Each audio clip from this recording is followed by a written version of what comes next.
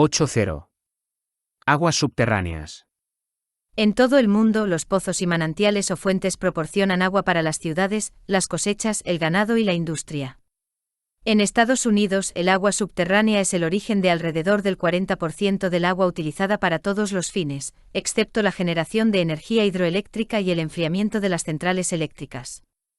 El agua subterránea es el agua potable para más del 50% de la población, el 40% del agua utilizada para la irrigación y proporciona más del 25% de las necesidades de la industria.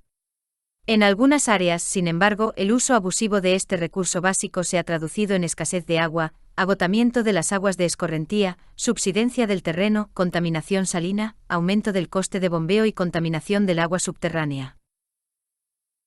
8.1. Importancia de las aguas subterráneas.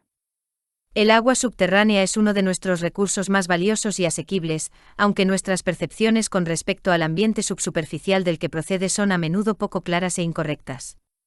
La razón para ello es que el ambiente de las aguas subterráneas está muy oculto a la vista, excepto en las cavernas y las minas, y las impresiones que tenemos de esas aperturas subsuperficiales son engañosas. La observación de la superficie de la Tierra da la impresión de que el planeta es sólido. Esta opinión se mantiene cuando entramos en una caverna y vemos el agua fluir en un cauce que parece haber sido excavado en una roca sólida. Debido a esas observaciones, muchas personas creen que el agua subterránea aparece solo en ríos debajo de la tierra. En realidad, la mayor parte del ambiente subsuperficial no es sólido en absoluto. Consta de incontables poros diminutos entre los granos de suelo y de sedimento, así como de estrechas diaclasas y fracturas practicadas en el lecho de roca. En conjunto, todos estos espacios constituyen un volumen inmenso. Es en estas pequeñas aperturas donde se reúne y se mueve el agua subterránea. Considerando la hidrosfera entera, o toda el agua de la Tierra, solo alrededor de las 0,6 partes del 1% aparece bajo tierra. No obstante, este pequeño porcentaje almacenado en la roca y los sedimentos situados debajo de la superficie terrestre constituye una enorme cantidad. Cuando se excluyen los océanos y se consideran solo las fuentes de agua dulce, se pone más de manifiesto la importancia de las aguas subterráneas. En la tabla 1 se muestra la distribución de agua dulce calculada para la hidrosfera. Por supuesto, el mayor volumen aparece en forma de hielo glaciar. El segundo en la clasificación es el agua subterránea, que constituye más del 14% del total. Sin embargo, cuando se excluye el hielo y se considera solo el agua líquida, más del 94% de toda el agua dulce es agua subterránea. No cabe duda de que el agua subterránea representa el mayor depósito de agua dulce que resulta fácilmente asequible a los seres humanos. Su valor en términos de economía y de bienestar humano es incalculable. Desde un punto de vista geológico, el agua subterránea es importante como agente erosivo. La acción disolvente del agua subterránea va minando lentamente las rocas solubles como la caliza, permitiendo la formación de depresiones superficiales denominadas dolinas, así como la creación de cavernas subterráneas. El agua subterránea es también un compensador del flujo de escorrentía. Gran parte del agua que fluye en los ríos no procede directamente de la lluvia y de la fusión de la nieve. Más bien, un gran porcentaje de la precipitación se infiltra y luego se desplaza lentamente bajo tierra hasta las corrientes encauzadas. El agua subterránea es, pues, una forma de almacenamiento que mantiene las corrientes fluviales durante los periodos de ausencia de precipitaciones. La información de la tabla 1 refuerza este dato. Vemos que la tasa de intercambio del agua subterránea es de 280 años. Esta cifra representa el tiempo necesario para sustituir el agua ahora almacenada bajo tierra. Por el contrario, la tasa de intercambio para los ríos es tan solo ligeramente superior a 11 días. Si se cortara el suministro de agua subterránea a un río y no lloviera, aquel se secaría en tan solo 11 días. Por tanto, el agua que fluye en un río durante un periodo seco constituye lluvia que cayó en algún momento anterior y se almacenó bajo tierra. 8.2. Distribución de las aguas subterráneas. Cuando llueve, parte del agua discurre por la superficie, parte se evapora y el resto se infiltra en el terreno. Esta última vía es la fuente primaria de prácticamente toda el agua subterránea. La cantidad de agua que sigue cada uno de esos caminos, sin embargo, varía mucho en función del tiempo y del espacio. Los factores que influyen en esta variación son lo fuerte de la pendiente, la naturaleza del material, la intensidad de la lluvia, y el tipo y cantidad de vegetación. Densas lluvias que caen sobre pendientes abruptas donde las capas suprayacentes están compuestas de materiales impermeables provocarán obviamente un elevado porcentaje de agua de escorrentía. A la inversa, si la lluvia cae de manera suave y uniforme sobre pendientes más graduales compuestas por materiales que son fácilmente penetrados por el agua, un porcentaje mucho mayor del agua se infiltrará en el suelo. Algo del agua que se infiltra no viaja muy lejos, porque es retenida por atracción molecular como una capa superficial sobre las partículas sólidas. Esta zona cercana a la superficie se denomina cinturón de humedad del suelo. Está surcada por raíces, los vacíos que quedaron en el lugar de las raíces desintegradas y las madrigueras y los túneles de las lombrices, que aumentan la infiltración del agua de lluvia en el suelo. Las plantas utilizan el agua del suelo en las funciones vitales y la transpiración. Una parte de agua también se evapora directamente y regresa a la atmósfera. El agua que no es retenida como humedad del suelo percola hacia abajo hasta que alcanza una zona donde todos los espacios libres del sedimento y la roca están completamente llenos de agua, figura 1. Esta es la zona de saturación. El agua situada en el interior se denomina agua subterránea. El límite superior de esta zona se conoce como el nivel freático. Extendiéndose hacia arriba desde el nivel freático se encuentra la franja capilar, en la cual el agua subterránea es mantenida por la tensión superficial en diminutos conductos comprendidos entre los granos de suelo o de sedimento. El área situada por encima del nivel freático que abarca la franja capilar y el cinturón de humedad del suelo se denomina zona de aireación. Aunque puede haber una cantidad considerable de agua en la zona de aireación, esta agua no puede ser bombeada por los pozos porque está demasiado aferrada a la roca y las partículas sólidas. Por el contrario, por debajo del nivel freático, la presión del agua es lo bastante grande como para permitir que el agua entre en los pozos, permitiendo así que el agua subterránea pueda sacarse para su uso. Examinaremos con más detalle los pozos en otra sección del capítulo. 8.3. El nivel freático. El nivel freático o el límite superior de la zona de saturación es un elemento muy significativo del sistema de aguas subterráneas.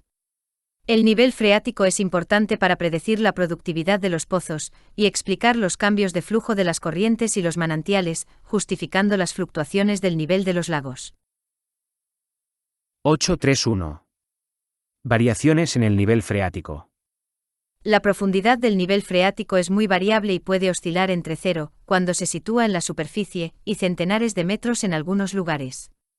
Una característica importante del nivel freático es que su configuración varía según las estaciones y de un año a otro, porque la adición de agua al sistema de aguas subterráneas está estrechamente relacionada con la cantidad, la distribución y la frecuencia de las precipitaciones. Excepto cuando el nivel freático se sitúa en la superficie, no podemos observarlo directamente.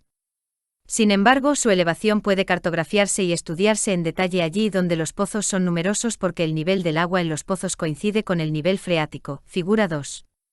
Estos mapas revelan que el nivel freático raramente es horizontal, como cabría esperar. En cambio, su forma suele ser una réplica suavizada de la topografía superficial, alcanzando sus mayores elevaciones debajo de las colinas y luego descendiendo hacia los valles, figura 1. En las zonas pantanosas, el nivel freático coincide precisamente con la superficie. Lagos y corrientes de agua ocupan generalmente áreas lo bastante bajas como para que el nivel freático esté por encima de la superficie del terreno. Varios factores contribuyen a la irregularidad superficial del nivel freático. Una influencia importante es el hecho de que el agua subterránea se desplaza muy despacio y a velocidades variables bajo diferentes condiciones. Debido a ello, el agua tiende a apilarse debajo de las áreas altas entre valles de corrientes fluviales. Si la lluvia cesara por completo, estas colinas de agua freática se hundirían lentamente y se aproximarían de manera gradual al nivel de los valles. Sin embargo, se suele añadir nuevo suministro de agua de lluvia con la suficiente frecuencia como para evitar esto. No obstante, en época de mucha sequía, véase recuadro 1, el nivel freático puede descender lo suficiente como para secar los pozos poco profundos, figura 1. Otras causas de la falta de uniformidad del nivel freático son las variaciones de precipitación y permeabilidad de un lugar a otro. 8.3.2. Interacción entre las aguas subterráneas y las aguas corrientes. La interacción entre el sistema de aguas subterráneas y las aguas corrientes es un eslabón básico del ciclo hidrológico. Puede producirse de tres maneras. Las corrientes pueden recibir agua de la aportación de aguas subterráneas a través del cauce de la corriente. Este tipo de corrientes se denominan efluentes, figura 3a. Para que eso suceda, la elevación del nivel freático debe ser mayor que el nivel de la superficie de la corriente.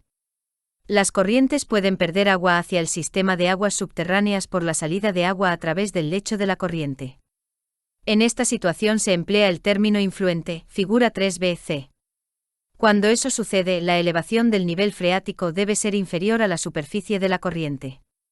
La tercera posibilidad es una combinación de las dos primeras. Una corriente recibe aportaciones de agua en algunas secciones y pierde agua en otras.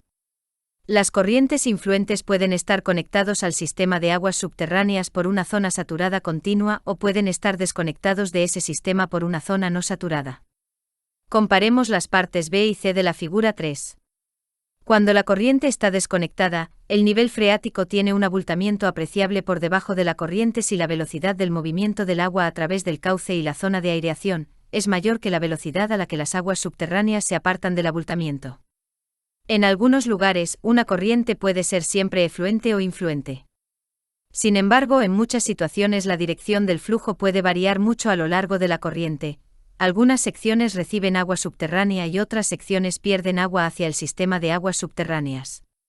Además, la dirección de la corriente puede cambiar durante un intervalo corto de tiempo como consecuencia de tormentas, que añaden agua cerca de la orilla de la corriente o cuando inundaciones instantáneas temporales descienden por el canal. Las aguas subterráneas contribuyen a las corrientes en la mayoría de los contextos geológicos y climáticos. Incluso cuando las corrientes principalmente pierden agua hacia el sistema de aguas subterráneas, determinadas secciones pueden recibir aportación de agua subterránea durante algunas estaciones.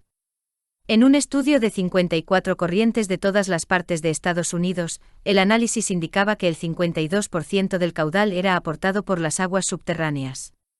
La aportación de las aguas subterráneas oscilaba entre un mínimo del 14% a un máximo del 90%. 8.4. Factores que influyen en el almacenamiento y la circulación de las aguas subterráneas. La naturaleza de los materiales subsuperficiales influye mucho en la velocidad del movimiento del agua subterránea y en la cantidad de agua subterránea que puede almacenarse.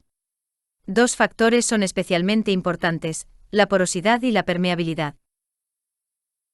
8.4.1. Porosidad. El agua empapa el terreno porque el lecho de roca, el sedimento y el suelo contienen innumerables huecos o aperturas. Estas aperturas son similares a las de una esponja, y a menudo se denominan poros.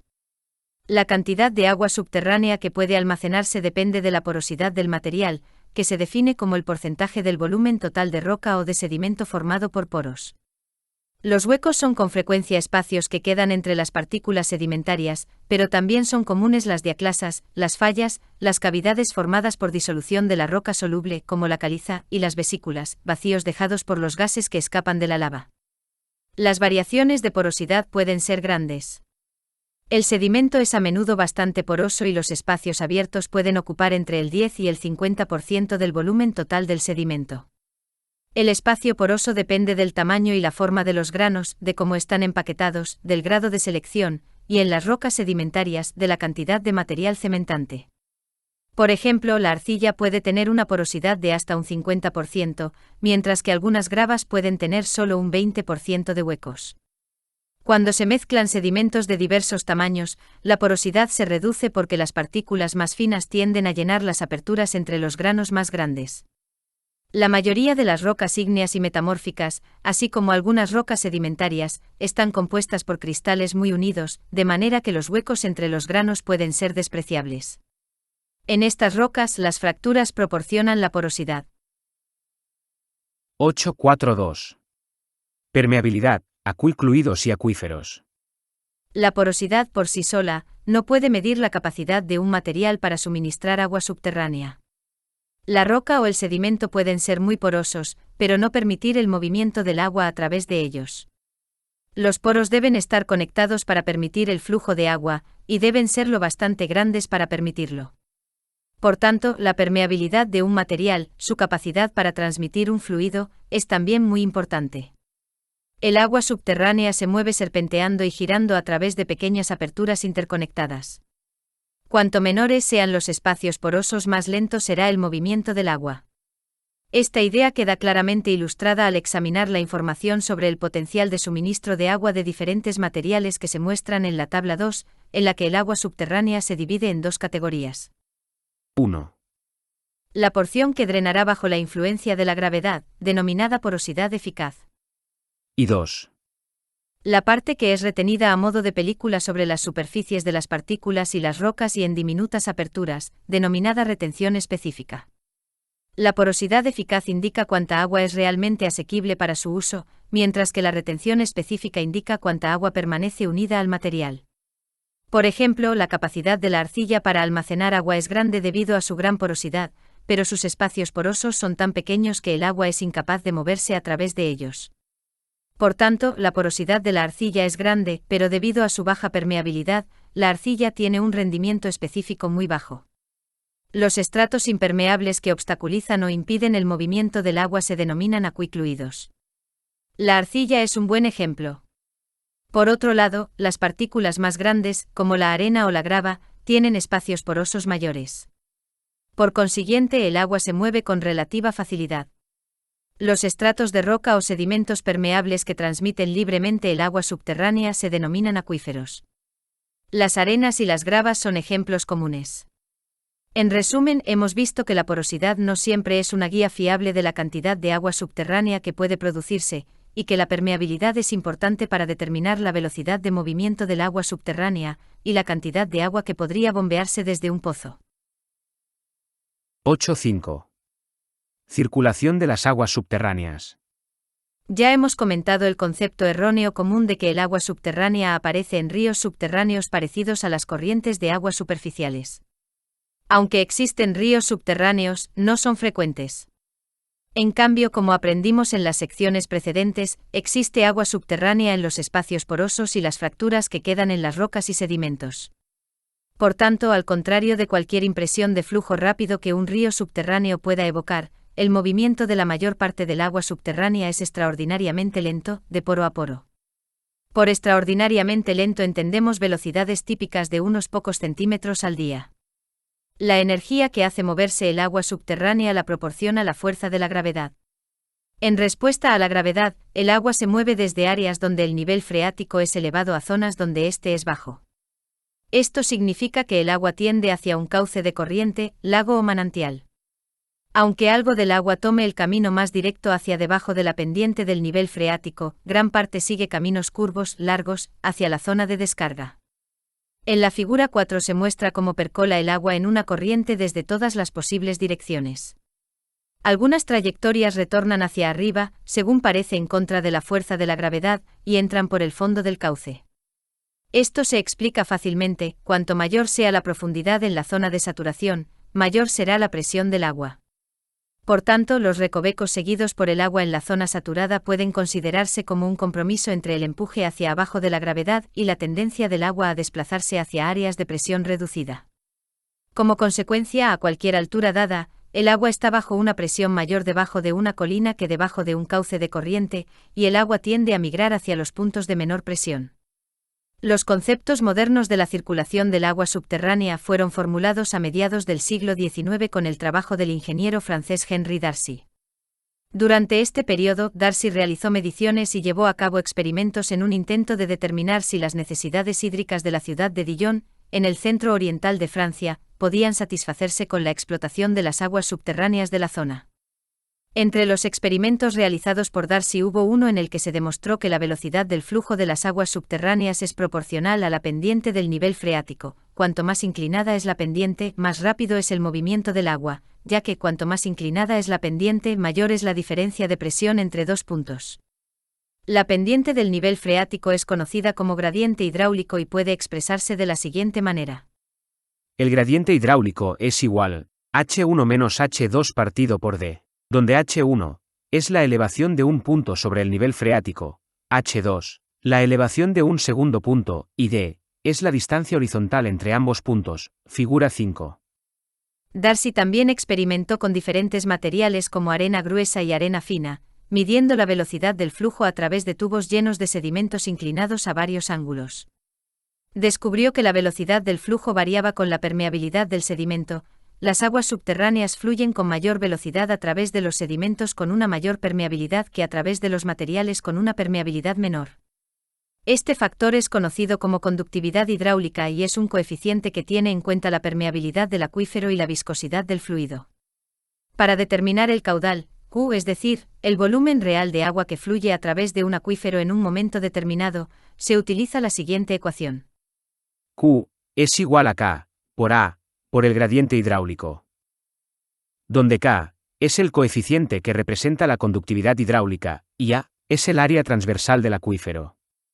Esta expresión se ha denominado ley de Darcy en honor al científico pionero francés. 8.6. Manantiales o fuentes. Los manantiales han despertado la curiosidad y maravillado a los seres humanos durante miles de años. El hecho de que los manantiales fueran, y para algunas personas todavía sean, fenómenos bastante misteriosos, no es difícil de entender, porque se trata de agua que fluye libremente desde el terreno en todo tipo de climas en una cantidad aparentemente inagotable, pero sin un origen obvio.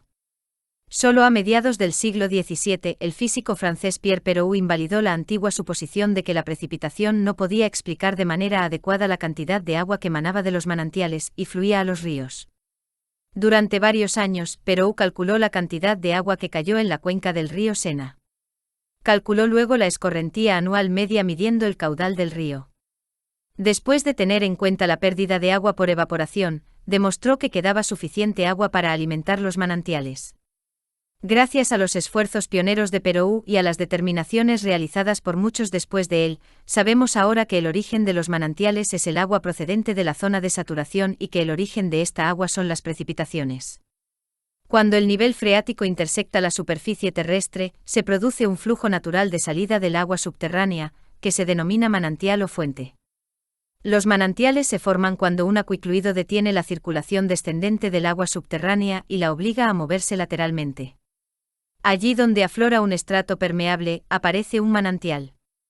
Otra situación que lleva a la formación de una fuente es la ilustrada en la figura 6. Aquí un acuicluido se sitúa por encima del nivel freático principal.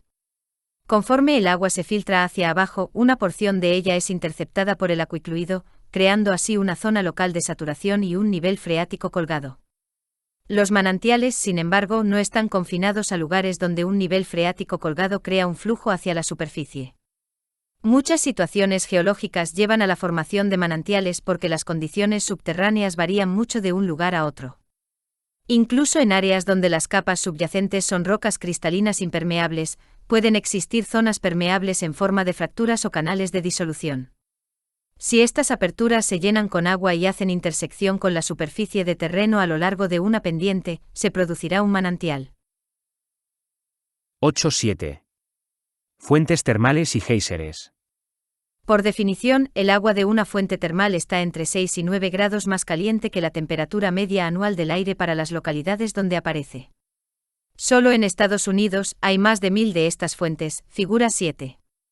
Las temperaturas de las minas profundas y de los pozos petrolíferos normalmente se elevan, al aumentar la profundidad, una media de unos 2 grados cada 100 metros.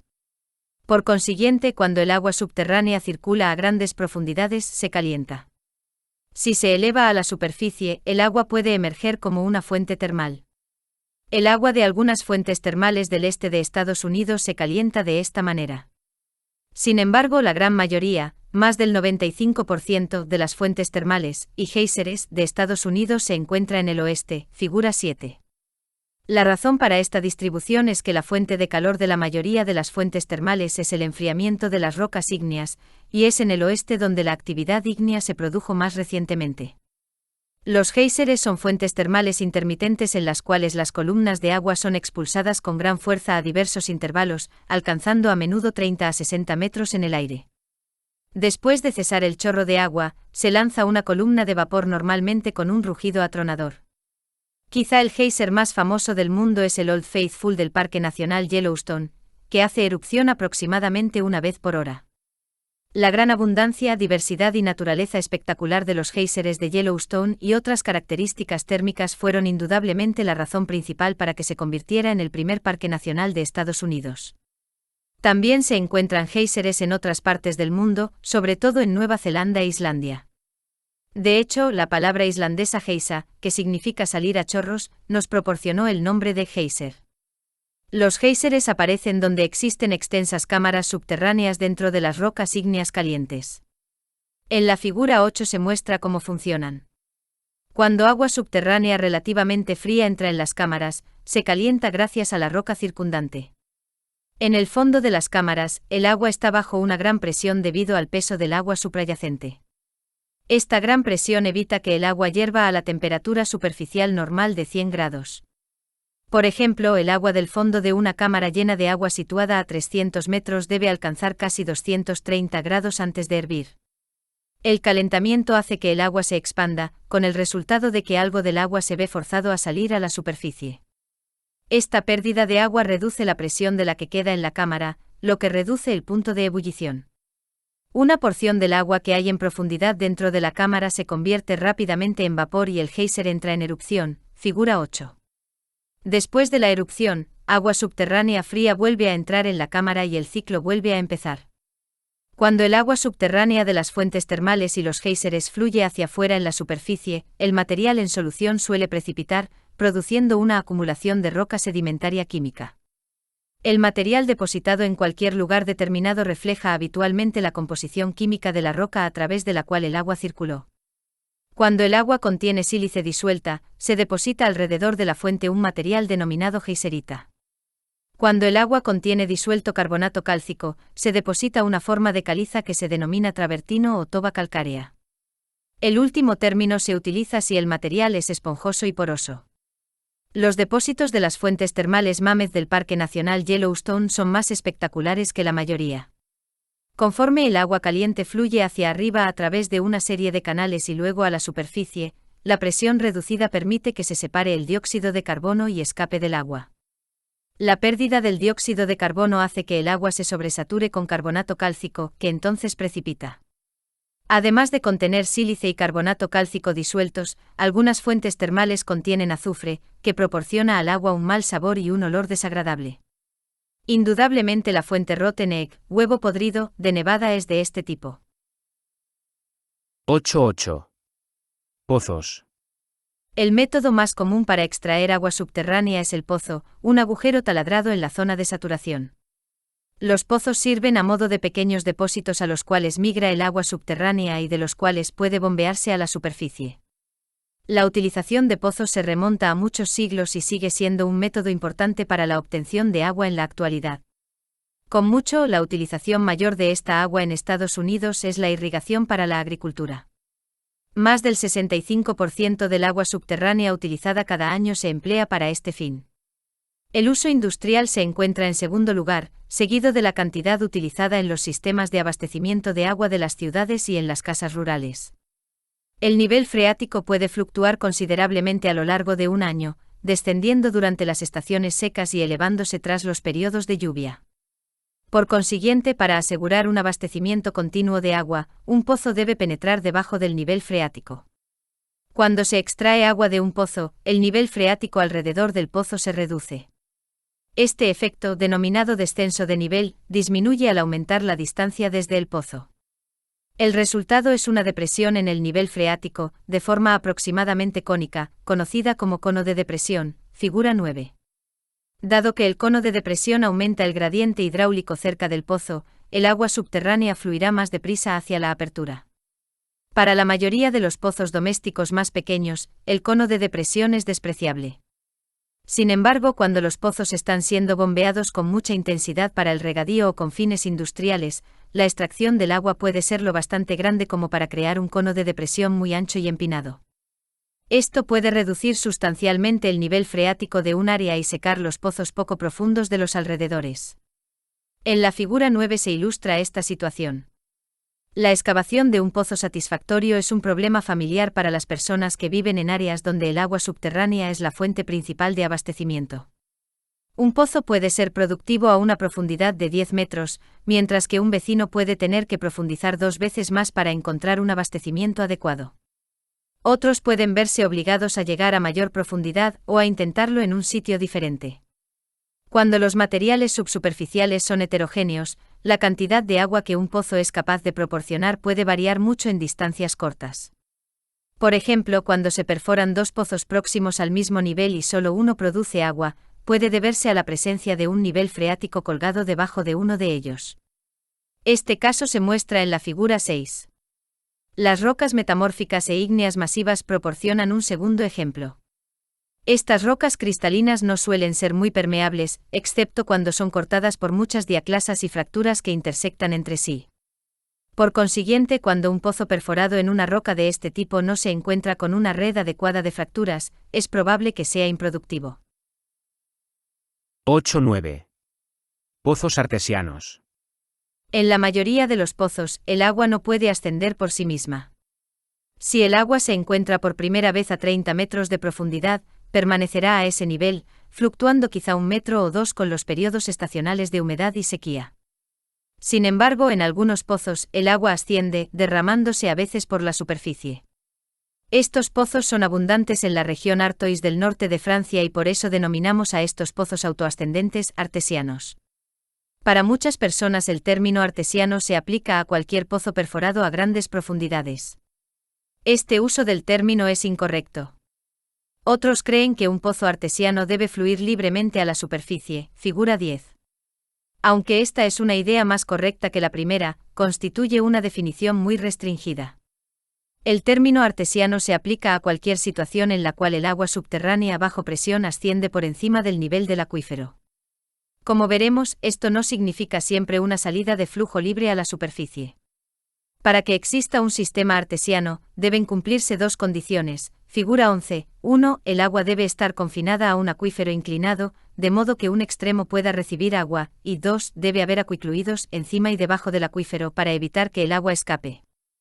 Cuando se pincha esta capa, la presión creada por el peso del agua situada encima obligará al agua a elevarse hasta un nivel denominado piezométrico.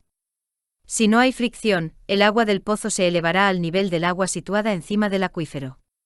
Sin embargo, la fricción reduce la altura de la superficie piezométrica. Cuanto mayor sea la distancia desde el área de recarga, donde el agua entra en el acuífero inclinado, mayor será la fricción y menor la elevación del agua. En la figura 11 el pozo 1 es un pozo artesiano no surgente, porque en esta situación la superficie piezométrica está por debajo del nivel del suelo. Cuando la superficie piezométrica está por encima del terreno y el pozo se perfora en el acuífero, se crea un pozo artesiano surgente, pozo 2, figura 11. No todos los sistemas artesianos son pozos. También existen fuentes artesianas. En este caso, el agua subterránea alcanza la superficie elevándose a través de una fractura natural, en lugar de hacerlo a través de un agujero producido artificialmente. Los sistemas artesianos actúan como conductos, transmitiendo a menudo el agua a grandes distancias desde áreas remotas de recarga hasta los puntos de descarga. Un sistema artesiano bien conocido en Dakota del Sur es un buen ejemplo de esto. En la parte occidental del estado, los bordes de una serie de capas sedimentarias se han doblado hacia la superficie a lo largo de los flancos de las Black Hills. Una de esas capas, la arenisca Dakota permeable, se encuentra entre capas impermeables y buza gradualmente en el terreno hacia el este. Cuando se pinchó el acuífero por primera vez, el agua brotó de la superficie del terreno, creando fuentes de muchos metros de altura, figura 12. En algunos lugares, la fuerza del agua fue suficiente como para proporcionar energía a turbinas hidráulicas. Sin embargo, escenas como las de la imagen de la figura 12 ya no pueden ocurrir, porque se han perforado miles de pozos adicionales en el mismo acuífero. Esto agotó el depósito y descendió el nivel freático del área de recarga. Como consecuencia, la presión cayó hasta el punto de que muchos pozos dejaron de fluir y tuvieron que ser bombeados. A una escala diferente, los sistemas de abastecimiento de las ciudades pueden ser considerados ejemplos de sistemas artesianos artificiales, figura 13. El depósito de agua representaría el área de recarga, las tuberías, el acuífero confinado, y los grifos de las casas, los pozos artesianos surgentes. 8-10. Problemas relacionados con la extracción del agua subterránea. Como ocurre con muchos de nuestros valiosos recursos naturales, el agua subterránea está siendo explotada a un ritmo creciente. En algunas zonas, la sobreexplotación amenaza la existencia del abastecimiento de agua subterránea. En otros lugares, su extracción ha hecho que se hunda el terreno y todo lo que descansaba sobre él. En otros lugares hay preocupación por la posible contaminación del abastecimiento de las aguas subterráneas. 8.10.1. Tratamiento del agua subterránea como un recurso no renovable. Muchos sistemas naturales tienden a establecer un estado de equilibrio. El sistema de aguas subterráneas no es una excepción. La altura del nivel freático refleja un equilibrio entre la velocidad de infiltración y la velocidad de descarga y extracción. Cualquier desequilibrio elevará o reducirá el nivel freático. Desequilibrios a largo plazo pueden inducir una caída significativa del nivel freático si hay una reducción de la recarga debido a una sequía prolongada o a un aumento de la descarga o la extracción de las aguas subterráneas. A muchas personas les parece que el agua subterránea es un recurso interminablemente renovable, porque es continuamente repuesta por el agua de la lluvia y el deshielo de la nieve. Pero en algunas regiones, el agua subterránea ha sido y continúa siendo tratada como un recurso no renovable. Donde esto ocurre, el agua disponible para recargar el acuífero se queda significativamente corta con respecto a la cantidad que se extrae. La región de los High Plains, Estados Unidos, proporciona un ejemplo. Aquí la economía agrícola extensiva depende mucho del regadío. En algunas partes de la región, donde se ha practicado regadío intenso durante un periodo prolongado, el agotamiento del agua subterránea ha sido severo. Bajo esas circunstancias, cabe decir que el agua subterránea está siendo literalmente explotada. Aun cuando el bombeo se interrumpiera inmediatamente, se tardarían centenares o miles de años hasta reponerla por completo. En el recuadro 2 se analiza detenidamente esta cuestión. 8.10.2. Subsidencia. Como se verá más tarde en este mismo capítulo, la subsidencia superficial puede ser consecuencia de procesos naturales relacionados con el agua subterránea. Sin embargo, el terreno puede hundirse también cuando el agua se bombea desde los pozos más rápidamente de lo que pueden reemplazarla los procesos de recarga natural. Este efecto es particularmente pronunciado en áreas con estratos potentes de sedimentos no consolidados superpuestos. Conforme se extrae el agua, la presión del agua desciende y el peso de la sobrecarga se transfiere al sedimento. La mayor presión compacta herméticamente los granos de sedimento y el terreno se hunde. Pueden utilizarse muchas zonas para ilustrar la subsidencia del terreno, causada por el bombeo excesivo del agua subterránea a partir de sedimento relativamente suelto. Un ejemplo clásico en Estados Unidos se produjo en el Valle de San Joaquín, en California, y se comenta en el recuadro 3. Existen muchos otros casos de subsidencia de terreno debido a bombeo del agua subterránea en Estados Unidos, entre ellos Las Vegas, Nevada, Nueva Orleans y Baton Rouge, Luisiana, y el área Houston-Galveston de Texas. En el área costera baja entre Houston y Galveston, la subsidencia del terreno oscila entre 1,5 metros y 3 metros. El resultado es que alrededor de 78 kilómetros cuadrados están permanentemente inundados.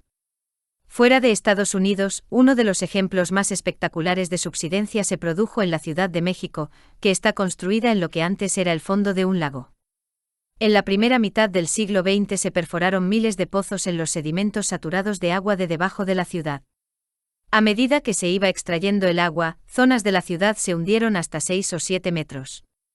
En algunos lugares, los edificios se han hundido hasta tal punto que el acceso a ellos desde la calle se realiza por donde antes era el segundo piso. 8.10.3. Contaminación salina. En muchas áreas costeras, el recurso de las aguas subterráneas está siendo amenazado por la intrusión de agua de mar. Para entender este problema, debemos examinar la relación entre el agua subterránea dulce y el agua subterránea salada. La figura 14a es un diagrama de un corte que ilustra esta relación en un área costera situada encima de materiales homogéneos permeables. El agua dulce es menos densa que el agua salada, de manera que flota sobre ella y forma un cuerpo lenticular grande que puede extenderse a profundidades considerables por debajo del nivel del mar.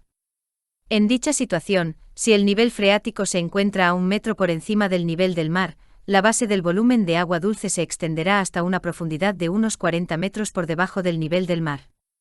Dicho de otra manera, la profundidad del agua dulce por debajo del nivel del mar es unas 40 veces mayor que la elevación del nivel freático por encima del nivel del mar.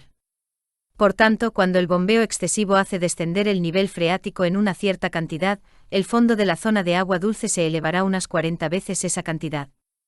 Por consiguiente, si continúa la extracción de agua dulce hasta exceder la recarga, llegará un momento en que la elevación del agua salada será suficiente como para ser extraída de los pozos, contaminando así el suministro de agua dulce. Figura 14b. Los pozos profundos y los pozos próximos a la costa son normalmente los primeros en verse afectados. En las zonas costeras urbanizadas, los problemas creados por bombeo excesivo están agravados por un descenso del ritmo de recarga natural. A medida que aumentan las calles, los aparcamientos y los edificios que cubren la superficie, disminuye la infiltración en el suelo. Para intentar corregir el problema de la contaminación del agua subterránea con agua salada, puede utilizarse una red de pozos de recarga. Estos pozos permiten el bombeo de las aguas de nuevo al sistema de aguas subterráneas. Un segundo método de corrección se lleva a cabo mediante la construcción de grandes cuencas. Estas cuencas recogen el drenaje de superficie y permiten que se infiltre en el terreno. En Long Island, Nueva York, donde el problema de la contaminación salina se reconoció hace más de 40 años, se han utilizado estos dos métodos con considerable éxito. La contaminación de los acuíferos de agua dulce por agua salada constituye fundamentalmente un problema en las zonas costeras, pero también puede amenazar a zonas no costeras. Muchas rocas sedimentarias antiguas de origen marino se depositaron cuando el océano cubría lugares que ahora se encuentran bastante en el interior. En algunos casos, cantidades significativas de agua de mar quedaron atrapadas y todavía permanecen en la roca. Estos estratos a veces contienen cantidades de agua dulce y pueden ser bombeadas para su uso. Sin embargo, si el agua dulce se elimina más deprisa de lo que puede reponerse, el agua salada puede introducirse y dejar inutilizables los pozos. Una situación como esta amenazó a los usuarios de un profundo acuífero de arenisca, del Cámbrico, en la zona de Chicago. Para contrarrestarlo, se distribuyó agua del lago Michigan a las comunidades afectadas con objeto de compensar la velocidad de extracción del acuífero. 8.11. Contaminación del agua subterránea.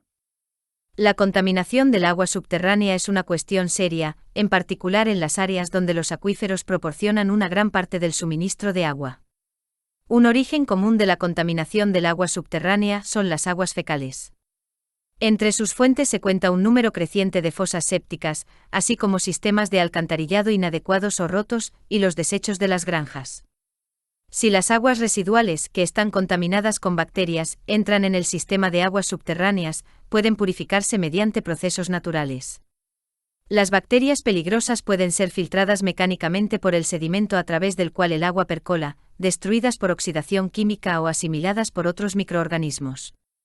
Para que se produzca purificación, sin embargo, el acuífero debe ser de la composición correcta. Por ejemplo, acuíferos extremadamente permeables, como rocas cristalinas muy fracturadas, grava gruesa o caliza karstificada, tienen aperturas tan grandes que el agua subterránea contaminada puede recorrer grandes distancias sin ser purificada. En este caso, el agua fluye con demasiada rapidez y no está en contacto con el material circundante el tiempo suficiente para que se produzca su purificación. Este es el problema del pozo 1 de la figura 15a. Por otro lado, cuando el acuífero está compuesto por arena o arenisca permeable, a veces puede purificarse después de viajar por él solo unas docenas de metros. Los huecos entre los granos de arena son lo bastante grandes como para permitir el movimiento del agua, pero este movimiento es, por otro lado, lo bastante lento como para permitir un tiempo prolongado de purificación. Pozo 2, figura 15b. A veces, la perforación de un pozo puede inducir problemas de contaminación del agua subterránea. Si el pozo bombea una cantidad suficiente de agua, el cono de depresión incrementará localmente la pendiente del nivel freático. En algunos casos, la pendiente original puede incluso invertirse. Esto podría inducir contaminación de los pozos que producían agua no contaminada antes de que empezara el bombeo intenso, figura 16. También recordemos que la velocidad de circulación del agua subterránea aumenta conforme lo hace la inclinación de la pendiente del nivel freático. Esto podría producir problemas porque una velocidad de circulación más rápida permite menos tiempo para la purificación del agua en el acuífero, antes de ser bombeada a la superficie. Otras fuentes y tipos de contaminación amenazan también los suministros de agua subterránea, figura 17. Entre ellos se cuentan sustancias muy utilizadas como la sal de carretera, los fertilizantes que se extienden por toda la superficie del terreno, y los pesticidas. Además, puede escaparse una amplia variedad de productos químicos y materiales industriales de las tuberías, los tanques de almacenamiento, los depósitos y los estanques de retención. Algunos de esos contaminantes se clasifican como peligrosos, lo que significa que son inflamables, corrosivos, explosivos o tóxicos. En los vertederos, los posibles contaminantes se amontonan en montículos o se expanden directamente sobre el terreno. Cuando el agua de la lluvia rebosa a través de las basuras, puede disolver una variedad de materiales orgánicos e inorgánicos. Si el material lixiviado alcanza el nivel freático, se mezclará con el agua subterránea y contaminará el suministro. Problemas similares pueden producirse como consecuencia del escape de excavaciones superficiales, denominadas estanques de retención, en los que se acumulan desechos diversos de residuos líquidos. Dado que el movimiento de las aguas subterráneas suele ser lento, el agua contaminada puede pasar desapercibida durante mucho tiempo. De hecho, la mayor parte de la contaminación se descubre solo después de haberse visto afectada el agua potable, y de que las personas enfermen. Llegados a este punto, el volumen de agua contaminada puede ser muy grande, y aun cuando se elimine inmediatamente la fuente de contaminación, no se resuelve el problema. Aunque las fuentes de contaminación del agua subterránea son numerosas, hay relativamente pocas soluciones. Una vez identificado y eliminado el origen del problema, la práctica más común consiste simplemente en abandonar el suministro de agua y dejar que los contaminantes se vayan limpiando de manera gradual. Esta es la solución menos costosa y más fácil, pero el acuífero debe permanecer sin utilizarse durante muchos años. Para acelerar este proceso, a veces se bombea el agua contaminada y se trata. Después de eliminar el agua infectada, se deja que el acuífero se recargue de forma natural, o en algunos casos, se bombea de vuelta al acuífero el agua tratada o agua limpia. Este proceso es costoso y largo y puede ser arriesgado, pues no hay manera de asegurar que se ha eliminado toda la contaminación. Por supuesto, la solución más eficaz a la contaminación del agua subterránea es la prevención. 8.12. El trabajo geológico del agua subterránea. El agua subterránea disuelve la roca. Este hecho es clave para comprender cómo se forman cavernas y dolinas. Dado que las rocas solubles, especialmente las calizas, cubren millones de kilómetros cuadrados bajo la superficie terrestre, es aquí donde el agua subterránea realiza su importante papel como agente erosivo. La caliza es casi insoluble en el agua pura, pero se disuelve con bastante facilidad en el agua que contiene pequeñas cantidades de ácido carbónico, y la mayor parte del agua subterránea contiene este ácido. Se forma porque el agua de la lluvia disuelve fácilmente el dióxido de carbono del aire y el procedente de la descomposición de las plantas. Por consiguiente, cuando el agua subterránea entra en contacto con la caliza, el ácido carbónico reacciona con la calcita, carbonato cálcico, de las rocas, para formar bicarbonato cálcico, un material soluble que es transportado luego en solución. 8.12.1. Cavernas. Los resultados más espectaculares del trabajo erosivo del agua subterránea son las cavernas de caliza. Solo en Estados Unidos se han descubierto unas 17.000, y otras nuevas se descubren cada año. Aunque la mayoría son relativamente pequeñas, algunas tienen dimensiones espectaculares. La cueva de Mammoth en Kentucky y las cavernas Carlsbad en el sureste de Nuevo México son ejemplos famosos. El sistema de cuevas de Mammoth es el más extenso del mundo, con más de 540 kilómetros de galerías interconectadas. Las dimensiones de las cavernas Carlsbad son impresionantes, aunque de una manera distinta. Aquí encontramos la cámara única más grande y quizá más espectacular. La Big Room de las cavernas Carlsbad tiene un área equivalente a 14 campos de rugby y una altura suficiente para acomodar el edificio del Capitolio de Estados Unidos. La mayoría de las cavernas se crea en el nivel freático, o inmediatamente debajo de él, en la zona de saturación. Aquí el agua subterránea ácida sigue las líneas de debilidad de la roca, como diaclasas y planos de estratificación. Conforme pasa el tiempo, el proceso de disolución crea lentamente cavidades, que aumentan de tamaño de manera gradual hasta convertirse en cavernas. El material disuelto por el agua subterránea acaba siendo descargado en las corrientes y transportado al océano. En muchas cuevas se ha producido un desarrollo en varios niveles, correspondiendo la actividad actual a la menor elevación. Esta situación refleja la estrecha relación entre la formación de conductos subterráneos importantes y los valles de los ríos en los cuales drenan. A medida que las corrientes profundizan sus valles, el nivel freático disminuye al hacerlo la elevación del río. Por consiguiente, durante periodos en los que las corrientes superficiales están realizando una rápida erosión descendente, los niveles de agua subterránea circundante caen rápidamente y los conductos de las cuevas son abandonados por el agua, mientras tienen una sección transversal todavía relativamente pequeña. A la inversa, cuando el encajamiento de las corrientes es lento o despreciable, hay tiempo para la formación de grandes conductos subterráneos. Por supuesto, las características que despiertan mayor curiosidad a la mayoría de los visitantes de las cavernas son las formaciones pétreas que les proporcionan su aspecto maravilloso. No son rasgos erosivos como la propia caverna, sino deposicionales, creados por el goteo aparentemente interminable de agua a lo largo de grandes lapsos de tiempo. El carbonato cálcico que queda produce la calcita que denominamos travertino. Estos depósitos de cueva, sin embargo, se conocen también como rocas de precipitación por goteo, una referencia obvia a su modo de originarse. Aunque la formación de las cavernas tiene lugar en la zona de saturación, el depósito de las rocas por goteo no es posible hasta que las cavernas estén por encima del nivel freático en la zona de aireación. En cuanto la cámara se llena de aire, está ya dispuesto el escenario para que empiece la fase decorativa de la construcción de la caverna. Las diversas rocas de precipitación encontradas en las grutas se denominan colectivamente espeleotemas, ninguna es exactamente igual a otra. Quizá los espeleotemas más familiares sean las estalactitas. Estos colgantes en forma de carámbanos cuelgan del techo de las grutas y se forman allí donde el agua se filtra a través de las grietas situadas por encima. Cuando el agua alcanza el aire de la cueva, algo del dióxido de carbono disuelto se escapa de la gota y la calcita precipita. El depósito se produce en forma de anillo alrededor del borde de la gota de agua. A medida que una gota sigue a otra gota, cada una deja una huella infinitesimal de calcita detrás y se crea un tubo hueco de caliza. Entonces el agua se mueve a través del tubo, permaneciendo suspendida transitoriamente al final del mismo, aportando un diminuto anillo de calcita y cayendo al suelo de la caverna. La estalactita que acaba de describirse se denomina paja de sosa. A menudo, el tubo hueco de la paja de sosa se obstruye o aumenta su suministro de agua. En cualquier caso, el agua se ve obligada a fluir y por consiguiente a depositarse a lo largo del lado externo del tubo.